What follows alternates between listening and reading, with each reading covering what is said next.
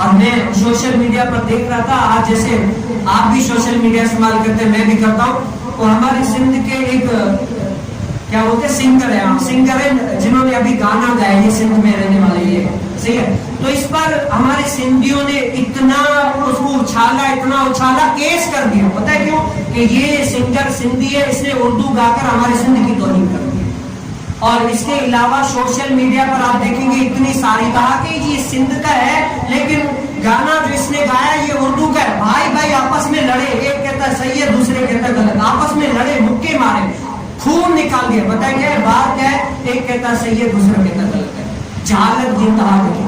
حالانکہ ہمارے نزدیک تو گانا سر ہے صحیح نہیں ہے، قیامت والے دن جس نے گانا سنا ہوگا، جس نے گایا ہوگا، اس کے کانوں میں سیسا ملا کر ڈالا جائے گا۔ لیکن میری بات کرنے کا مقصد پتہ ہے کیا ہے؟ آج ہم کہتے ہیں سندھ کی یہ کیا ہو گئی، بدنامی ہو گئی، تو بتاؤ مسلمان ہو کر ہم اللہ رب العالمین کے قانون کو سمجھو ظاہر طور پر مانتے تو ہیں لیکن اس پر عمل نہیں کرتے، بتاؤ ہم تو اللہ کے ہو کر شیطان کو راضی کر رہے ہیں، تو یہ کیا شیطان سے ہم دوستی لگے ہیں؟ یہ صحیح ہے؟